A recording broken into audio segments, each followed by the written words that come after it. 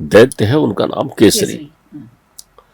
वो शिव का परम भक्त है, वो शिव की उपासना करता है और शिव जब प्रकट होते हैं उनकी उपासना से, तो बड़ा दैत्य दीनता से कहता है कि मुझे पुत्र चाहिए। तो शिव जी कहते हैं भाई देखो, तुम्हारे भाग्य में ब्रह्मा ने पुत्र नहीं लिखा है, तो मैं तुम्हें पुत्री प्रदान करता हूं।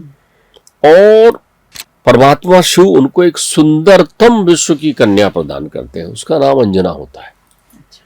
दैत्य हैं केसरी, वो शुक्ल पक्ष की तरह जब बढ़ती है तब वानरों में श्रेष्ठ एक केसरी आते हैं, जो ध्यान रखिएगा ये रूप बदलने की सिद्धियां हैं इनके पास में, और ये कहते हैं कि मुझे आपके कन्या से विवाह करना है। वहां ये विवाह केसरी का अंजनी के साथ होता है। और ये दोनों जो है, केसरी भी वानर स्वरूप में है, वानर स्वरूप में, लेकिन आप यानी नर वो जो वन में रहते हैं। देखिए वानर को आप बंदर मत समझिए। मैं वही कह रही हूँ कि वो नर जो वन में रहते हैं, वो नर जो वन में रहते हैं, लेकिन वन में रहने पर भी वो मनुष्य की तरह नहीं रहते हैं, वो मनुष्य से भिन्न है, उनका स्वरूप मनुष्य से भिन्न है। क्योंकि उनके पास क्या है, उनके पास पूंछ है, उनके पास कान है, मुंछ जनेऊ साजे।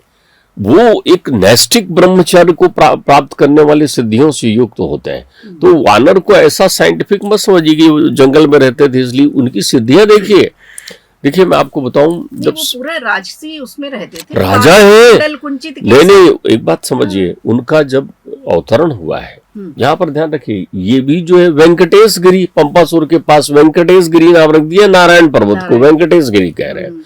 लेकिन इनमें एक साम्यता है कि आकाश गंगा में स्नान करके उन्होंने 7 सहस्त्र वर्षों तक तप किया, और उनके तप के 7 सहस्त्र वर्षों तक। अच्छा, सहस्त्र समझिए आप, ये तप की कठोरता को मापने का एक साधन है, उसको सहस्त्रों में व्यक्त किया जाता है। जैसे आप समझिए ना, मेरा ये 1 महीने का जीवन ऐसा बीता जैसे मेरे कई जन्म हो गए। यानी आपके जीवन में इतनी साधना आई कि 1 महीना में आपके कई जन्म हो गए।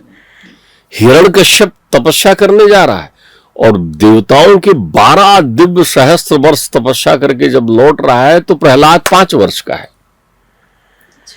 जब गया है तो प्रहलाद कहाँ है? मां के गर्भ में। लेकिन 12 सहस्त्र वर्ष तपस्या करके जब लौटा है अजर अमर होकर, तो उसका पुत्र कितने वर्ष का है? 5 वर्ष का। इसका अर्थ ये हुआ कि उन्होंने जितने भी दिन तपस्या की, उस तपस्या का तापसी मानदंड कितना निकला? 12 सहस्त्र देवताओं के वर्ष। इसलिए ये उनको, इस मापदंड को इससे मत समझिए। पार्वती जी ने 1000 सहस्त्र वर्ष तक तप किया, यानी उनकी तप की, भाई वो अपर्णा हो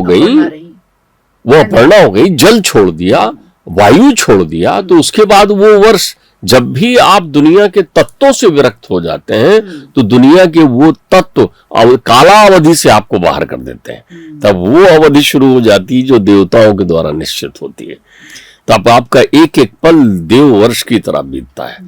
तो उन अवधियों के आधार पर तय होता है कि आपने तपस्या इतने वर्ष की। तो वहां पर भी जब होते हैं तो फिर रुद्र प्रकट होते हैं, और रुद्र प्रकट होते हैं और पवन वेग से ये गर्भवती होती हैं और इनके यहाँ संतान होते हैं। तो इस प्रकार से ये पवन तनय संकट हरण स्वरूप आपने समझा दिया। तीनों ही प्रक्रिया इनमें विद्यमान है, और इस रूप में आप समझिए। चौपाई जो आती है उसमें आता है कि राम काज करवे को आतुर। वाह वाह वाह। कौन सा राम काज है? किस तरह के राम काज? क्या होता है राम काज, वो समझाइए। ये आपने बहुत सुंदर प्रश्न किया है। आप ध्यान रखिए, राम काज करबे को आतुर, ये तो हनुमान चालीसा की चौपाई हो गई। अब आप देखिए राम काज की एक और प्रक्रिया। हमारे जीवन में अनंत कामनाएं होती हैं। जब भी हम कोई कार्य अपने लिए करते हैं, संसार में जो भी कार्य जब भी हम स्वार्थ के लिए करते हैं तो वो कामकाज होता है। वो क्या होता है? कामनाएं हमारी हैं। हम चाहते हैं कि, अच्छा आप रामकाज और कामकाज को पहले घर में समझ लीजिए। अच्छा, तो घर में समझ लेने से बहुत स्पष्ट हो जाएगा। एक गृहिणी रेस्टोरेंट में काम करती है भोजन बनाने का। ठीक है। कहाँ बनाने का? रेस्टोरेंट में भोजन बनाने का। तो जब वो रेस्टोरेंट में भोजन बना रही है तो वो काम कर रही है। वो काम कर रही है काज के लिए। काज एक निश्चित शब्द हो गया रेस्टोरेंट में। उसके बदले उसे धन मिल रहा है, और वही गृहिणी घर में आती है और अपने बच्चे और पति के लिए भोजन बनाती है ना, तब वो राम काज कर रही है। अच्छा। आप समझ गए? जिस काम में आपके जीवन में परमार्थ का आनंद होता है, स्वार्थ नहीं होता, वो राम काज होता है। हमारा जीवन मिला है दुर्लभम त्रयम एतत् देवा अनुग्रह हेतकम मनुष्यतम मुमुक्षतम महापुरुष संशया। जब एक मनुष्य ऐसा कार्य करता है जिससे मनुष्यता का विकास होता है तो वो राम काज है। और जब एक मनुष्य वही कार्य करता है जो संसार के और प्राणी भी कर लेते हैं, वो कामकाज है। कामकाज तो बैल भी करता है ना, कामकाज तो शेर भी करता है ना। आहार, निद्रा, भय, मैथुन, ये जितनी भी चीजें हैं ये कामकाज है। लेकिन मेरे परमात्मा हनुमान लला कभी कामकाज नहीं करते, वो रामकाज करते हैं। तो रामकाज करते हैं। कैसा रामकाज करते हैं? हमारे जीवन में देखिए रामकाज का कितना गहरा महत्व होता है। रामकाज करते कब है? जब श्रुति स्मृतियों के रूप में कोई उनको स्मरण दिलाता है। जामवंत जी आते हैं, उनसे कहते हैं का चुप साध रहे हो हनुमाना, तुम्हारा जन्म ही इसीलिए हुआ है। सब देवताओं ने अलग अलग रूप में रूप लिया है। रावण के त्रास से मुक्ति के लिए पृथ्वी ने जब प्रार्थना की थी तब रुद्र ने कहा था मैं भी जाऊंगा राम काज करने के लिए। ध्यान रखिएगा, राम मर्यादा पुरुषोत्तम है। आप जीवन में जब भी मर्यादा की संस्थापना के लिए, धर्म की संस्थापना के लिए, लोक कल्याण के लिए कोई काम काज करते हैं तो राम काज है वो। ध्यान रखिएगा, राम है कौन? रा धन बड़ा आ, मां धन छोटा आ। जो रवि के आदि में है, मध्य में है और अंत में है। जब सूर्य नहीं था तब भी जो थे, सूर्य है तब भी जो है, और सूर्य जब नहीं रहेगा तब भी जो रहेंगे, वो राम है ना। यानी अनंत सत्य। जब आप सत्य पथ के पथिक होते हैं तब आप राम काज करते हैं। जब आपके जीवन में कोई मिथ्या नहीं होता, जब आपके जीवन में कोई विषय नहीं होता, तब आप राम काज करते हैं। तो वो जागृत होते हैं। जागृत होते हैं अर्थात आपको किसी ने जागृत किया। कितने लोग जागृत करते हैं आपको? आपकी माँ जागृत करती है, आपके पिता जागृत करते हैं सन्मार्ग में जाने के लिए। गुरु भी कभी कभी जागृत करते हैं। गुरु तो हर पल, माँ ही गुरु है, हाँ। पिता ही गुरु है, वो मित्र ही गुरु है, हाँ। फ्रेंड और दोस्त नहीं। हम तो डूबे से तुमको ले डूबे, वो दोस्त है जो दोनों को अस्त करता है। जो फ्रॉड करता है वो फ्रेंड है। अच्छा। लेकिन मित्र वो है जो मन के तीनों तापों को दूर करता है, हमें निर्विकार भाव से सेवा करता है। मित्र वो है जो हमारे सुख में नहीं दिखता, हमारे सुख के लिए कार्य करता है, लेकिन हमारे दुख में प्रकट हो जाता है। हमारा मित्र वो है जय कुपंत पग धरे खगेसा मिटई न जीवन केर कलेसा। जब आप प्रतिलोम स्थिति के लिए पैर बढ़ाते हैं तो रोकता है, आपको प्रतिलोमता में ले जाता नहीं कि आजा तू भी एक कस लगा ले, मैं भी एक कस लगा रहा हूं। वो हमारा मित्र नहीं है। तो मित्र हमारे कौन होते हैं? यही जो सन्मार्ग में ले जाते हैं। तभी तो हनुमान लला सबके मित्र हैं, वो परम मित्र हैं। परम जहां भी लग गया वहां परमार्थ है, ध्यान रखिएगा। तो अब जब वो जा रहे हैं तो सीता की खोज, ये कथा केवल इतनी नहीं है। कथा इतनी हो कि वो राम की पत्नी का हरण कर लिया है तो राम जी सीता को ला रहे हैं। राम जी के लिए सीता प्रतीकात्मक है। यहां त्रास रावण का है। राम का कर्तव्य है रावणत्व का अंत करना। तो जहां रावणत्व है वहां काम है, और जहां रावणत्व खत्म हो जाता है वहां राम है। आप ध्यान रखिएगा, जहां राम तह काम कहां, और जहां काम तह राम। और तुलसी कबौ न पाइए रवि रजनी एक ठाम। सूर्य के निकल जाने के बाद रात नहीं रहती। सूर्य निकल रहा है तो रात नहीं रहती।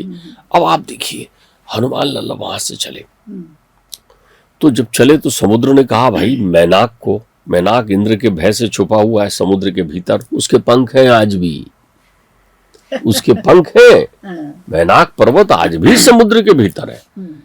एक युग था जब पहाड़ों के पंख हुआ करते थे। इंद्र ने वज्र प्रहार करके सारे लोगों का पंख तोड़ दिया, पहाड़ में उड़ने की क्षमता नहीं रही।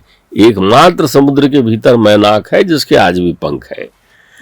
वो अपनी सुविधा से निकल सकता है, अपनी सुविधा से चला, अतुलित, अत्यंत विशाल। और ये मैनाक कौन है? पार्वती जी का भाई, हिमालय का पुत्र, ठीक, मैना का पुत्र बेटा है। तो वो कहते हैं समुद्र, भाई तुम अपना भाग्य जगाओ, रामलला निकल रहे हैं, देखो उनने इतनी ऊंची छलांग लगाई है, इतनी ऊंची उड़ान ली है, बीच में थक जाएंगे, थोड़ा विश्राम दो। ध्यान रखिए, देवता अलग अलग परीक्षा लेते हैं।